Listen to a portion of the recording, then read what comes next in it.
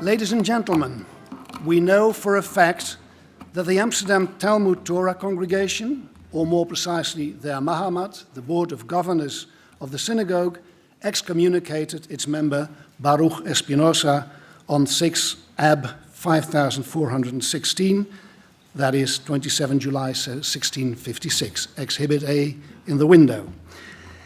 We do not know the precise grounds for Spinoza's excommunication.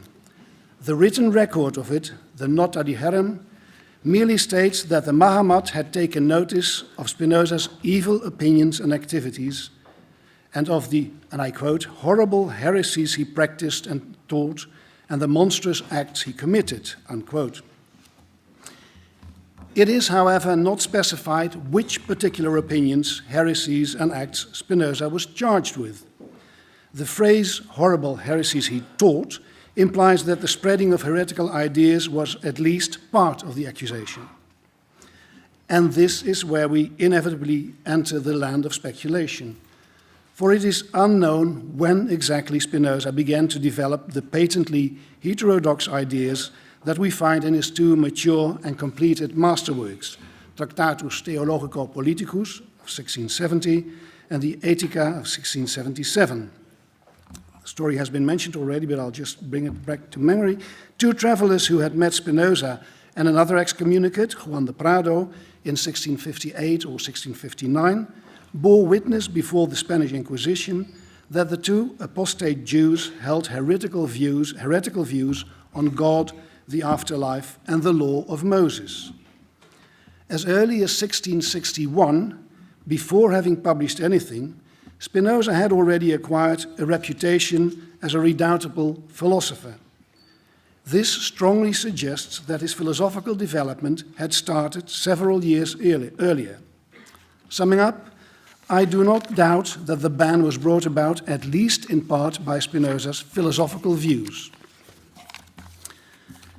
But is this the whole story? As Odette Flessing has shown 2 decades ago, in the period immediately before the ban, Spinoza defied the Parnassim's instructions to accept the huge debts he had inherited from his father's firm. Instead, he had himself placed under tutelage by appealing to the civil court of law.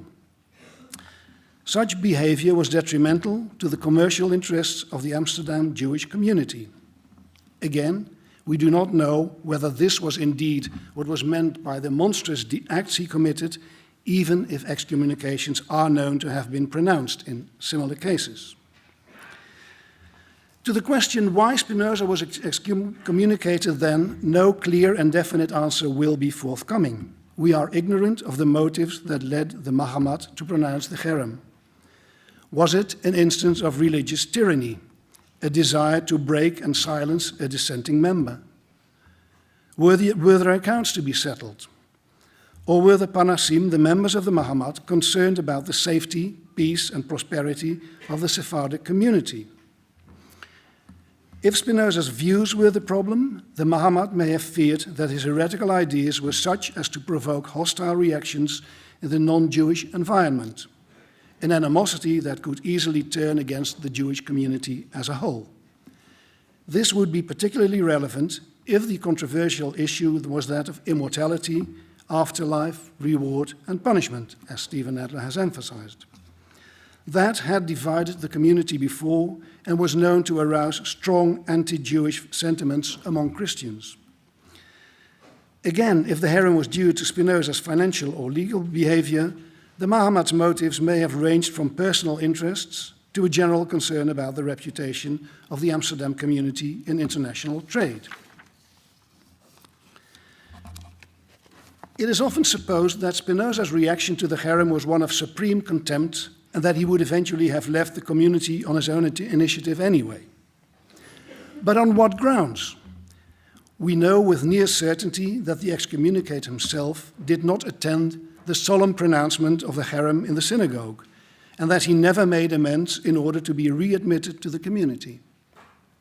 To all appearances, then, Spinoza accepted the ban as a fact. There are some indications that he did react to it with a written defense, a vindication of his dissent from Judaism. But as this putative document has not come down to us, we are wholly ignorant of its contents.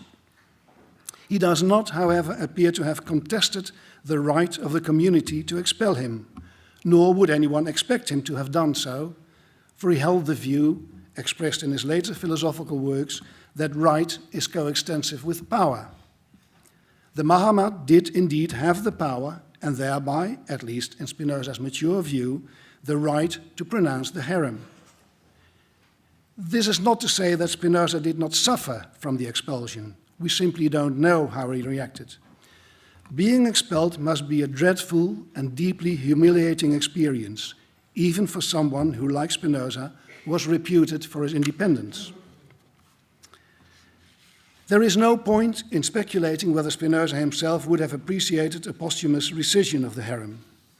Since he died 338 years ago, he is no longer a party to this issue. Spinoza's death in 1677 made the exclusion of his person from the Jewish community around him irreversible. One can also say that his death cancelled the ban in practice by nullifying its disciplinary function.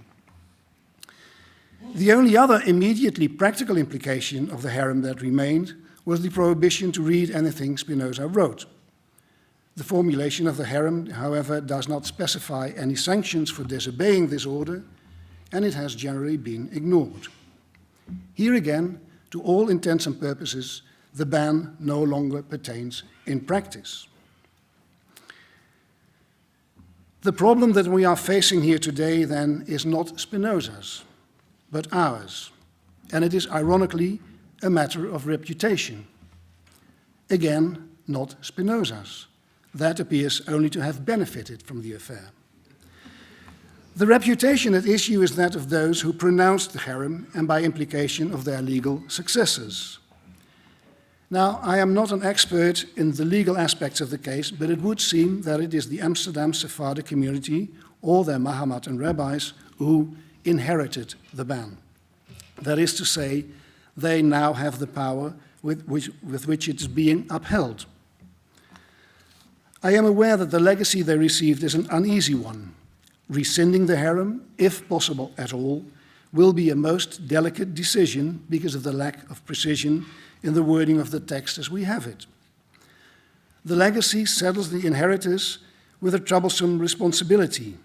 Though pronounced by a very small number of people in the distant past, the ban claims that, and I quote from the ban now, the Lord will separate Spinoza unto evil out of all the tribes of Israel, end of quote. And this is precisely, I think, why the ban will continue to be a bone of contention. It speaks on behalf of, and thereby involves, the Jewish people as a whole, the Jewish people at large, the majority of which does not appear to have any qualms in acknowledging Spinoza as part and parcel of their cultural heritage. The difficulty is compounded by the fact that the Excommunicate was to become one of the world's greatest thinkers. In that respect, the Spinoza case constitutes a class of its own. By the way, the irony here is that the herem had explicitly stipulated, and I quote again, that the Lord will wipe out his name from under the heavens. End of quote. Excommunication, ostracism, exile, scapegoating, witch hunting, whether we like it or not, the social mechanisms of exclusion of individuals, even to the point of destruction, are pervasive in human history, in widely varying settings, religions, ethnic groups, political movements, school classes, the shop floor, the internet. The processes tend to become crueler when the victim is perceived to be a threat to the cohesion of the group and when the internal pressure is high, as, for example, in boarding schools, in latently hostile environments, or in times of distress. In the case of Spinoza's herem, there appears to have been an interplay of several societal factors. If religious dogmatism played a part in it too, it was not the only nor the determining factor. Spinoza, who as part of his philosophy developed a highly acclaimed anthropology, a theory of the nature of human beings, stated as his principle, and I quote from the Political Treatise, "I have taken great care not to deride, bewail, or detest human actions, but to understand them." End of quote. In the same vein, we should try to understand why he was expelled. This does not, however, exclude a moral judgment. Today, then, we will have to strike a balance between understanding and judgment. The times have changed. I assume that nowadays no modern Orthodox Jewish community will expel anyone for holding such views as Spinoza set forth in the Tractatus Theologico-Politicus, though they are manifestly at odds with Orthodox Jewish doctrine and in several respects arguably anti-Judaic. If my assumption is correct, the question arises why, by hindsight, one should want to uphold the herem that struck Spinoza. It is one thing to try and understand why the Talmud Torah congregation acted as it did in 1656, and another to endorse and perpetuate their decisions. As a brute historical fact, the banning of Spinoza cannot be undone. We cannot but accept it as a legacy from the past. In this issue, I am not a stakeholder. I am an academic historian of philosophy with a long-standing fascination for Spinoza, but neither I nor anyone else will be able to tell you what he thought about the affair.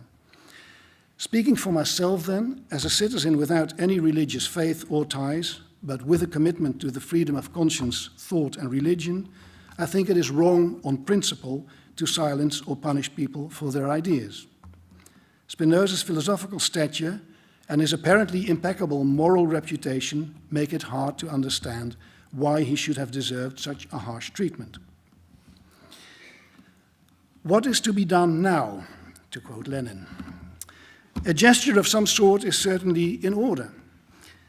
Would a rescission of the herem be feasible and advisable? I am delighted that we can now freely talk about this question in an open discussion with contributions from varying perspectives on the platform in Amsterdam where this is most appropriate.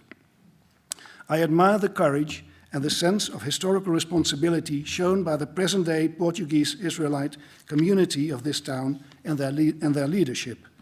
They invited us, that is Joseph Kaplan, Jonathan Israel, Stephen Nadler and myself, in 2012 to provide them with information about the full facts of the case. I also express my respect and gratitude to the organizers of this symposium. Whatever the outcome, they already have created the unique situation that so many people are now gathered here in order to face this uneasy legacy. Let us make the most of this wonderful opportunity. Thank you.